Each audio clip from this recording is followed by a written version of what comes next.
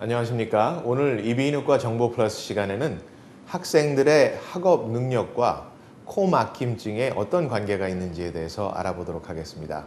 여러분들 중에 어린이들 그리고 학교에 다니는 학생들, 학부모님들 많이 계시리라 생각됩니다. 이렇게 많은 학부모님들이 우리 아이가 학교에서 자기 자신의 최대의 능력을 발휘하기 위해서 어떤 여건을 마련해 줄 수 있을까 이렇게 고민하시는 학부모님들 많이 계신데요. 여러 가지 여건 중에서 또 중요한 것은 우리 아이가 혹시 코막힘증이나 비염, 축농증 때문에 주의를 집중하는데 학업에 포커스하는데 문제가 있지는 않나 한번 생각해 보실 필요도 있다고 생각됩니다. 네, 학생들 중에는 ADD, Attention Deficit Disorder라고 그러죠. 원래 주의력을 집중 못하는 그런 근본적인 문제가 있는 학생들도 있지만 사실 ADD가 있는 학생들은 생각하는 것보다 그렇게 흔하지 않습니다.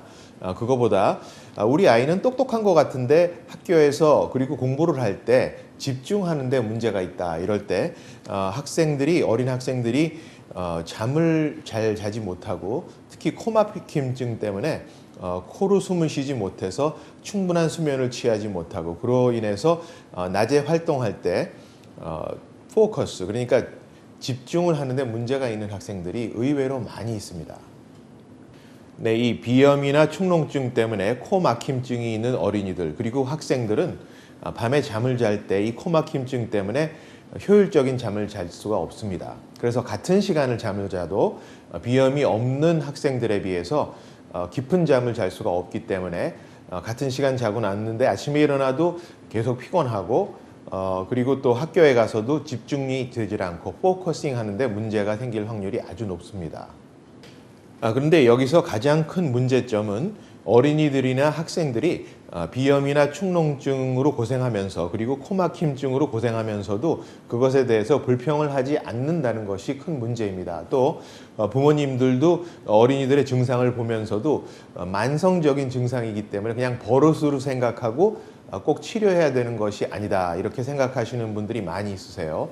예를 들면 비염, 축농증의 증상은 여러 가지가 있을 수 있습니다. 화면에서 보시는 바와 같이 코 막힘증뿐만 아니라 비염이 있어서 콧물이 목 뒤로 넘어가는 이 후비루 증세가 있을 때 어린이들이 코에 대해서 문제를 얘기하는 것이 아니라 계속 목이 아프다고 얘기할 수 있고요. 또 어린이들은 또 학생들은 그것에 대해서 불평을 하진 않지만 주로 자주 재채기를 하고 콧물이 나오기 때문에 코를 버릇처럼 훌쩍거리는 아이들 또 어떤 어린이들은 다른 문제 없이 그냥 잦은 기침이라고 그러죠. 그러니까 dry cough, 잦은 기침을 하는 버릇이 있는 어린이들 또 가끔 머리가 아프다고 하는 이런 어린이들, 학생들 이런 경우에는 직접 불평을 하지 않더라도 만성 비염이나 축농증이 있을 확률이 높다는 것을 유념하시기 부탁드립니다. 네, 그래서 이 만성 비염이나 축농증을 제때 치료하지 않고 또 알레르기성 비염을 제때 알아내지 못하고 치료하지 못해서 만성 문제가 됐을 때 여기 화면에서 보시는 바와 같이 후비루로 인해서 목이 아파오는 경우가 있고요. 또 이것이 귀로 가서 마치 높은 빌딩에서 엘리베이터를 탈 때 느끼는 그런 압력감이나 또는 비행기를 타고 내릴 때 느끼는 그런 압력감을 귀에 느낄 수도 있습니다. 그러니까 이런 만성적인 문제가 돼서 코 주변에 있는 다른 기관까지 문제를 일으키기 전에 코 막힘증이 있는 어린이들은 어떤 증세가 있는지 학부모님들이 자세히 지켜봐야 된다고 생각합니다. 네, 여러분들 중에 축농증은 코에서 색깔이 있는 코가 나오거나 아니면 꼭 머리가 많이 아픈 것이 축농증 증상이라고 생각하시는데요.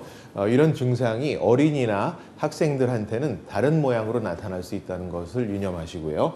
그 중에서도 특히 잦은 기침을 항상 하는 어린이들, 코를 훌쩍거리는 어린이들, 툭하면 머리가 아프다고 하는 어린이들, 그리고 더욱 중요한 것은 학업에 집중하지 못하는 어린이들, 어린 학생들, 또 어린이들뿐만 아니라 고등학교 학생이라고 하더라도 요즘 수험 준비하는데 굉장히 중요한 시간이죠.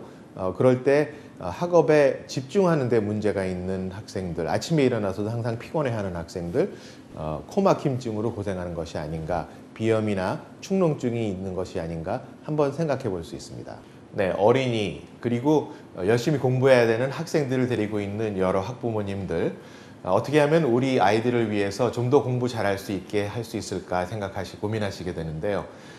우선 과외 활동을 어떻게 시킬까, 또 어떤 학원에 보낼까, 이런 걸 생각하시기에 앞서서 어린이들이 그리고 어린 학생들이 건강해야 되는 것이 저는 중요하다고 생각됩니다. 본인이 건강해야지 학업에 열중할 수가 있고요. 또 대부분 학부모님들이 건강을 위해서 우리 어린이들이나 학생들이 어떤 영양 상태가 어떤가, 어떤 음식을 섭취하는가는 굉장히 신경을 많이 쓰시면서도 아이들이 잠을 잘 자고 있는가, 충분한 수면을 그리고 좋은 수면을 하고 있는가를 생각하시는 부모님들은 그렇게 많지가 않은 것 같습니다. 그렇지만 제 의견은 영양 상태도 중요하지만 이 학생들이 밤에 잠을 잘 자는 것도 굉장히 중요하다고 생각합니다. 잠을 효율적으로 깊이 잘 수 있어야지 많은 시간을 자지 않더라도 충분히 뇌가 수면을 취하고 공부할 때 집중력을 높여주면서 포커스할 수 있는 그런 환경을 만들어줄 수 있다고 저는 생각하고요. 밤에 잠을 잘 자지 못하는 학생들 중에 대부분 보면 코막힘 때문에 고생하는 학생들이 많이 있어요. 낮에는 큰 문제가 없는데 밤에 잠이 들었을 때 코가 막혀서 그것 때문에 잠을 깊이 잘 수가 없고, 또 이런 어린이들을 또는 학생들을 자세히 살펴보면 입으로 숨을 쉬는 사람들이 많이 있습니다. 어린이들이나 자녀분들 중에서 밤에 잠을 잘 때 보면 코를 골거나 또는 코를 골지는 않더라도 입을 벌리고 자는 학생들이 있을 경우 코 막힘증 때문에 문제가 있는 경우가 많이 있습니다. 그러니까 학부모님들 이런 거 열심히 지켜보시고 만약에 이런 문제가 있으면 이비인후과 찾으셔서 상담하시기 부탁드립니다. 오늘 학업 능력과 비염, 코 막힘증에 대해서 알아봤습니다.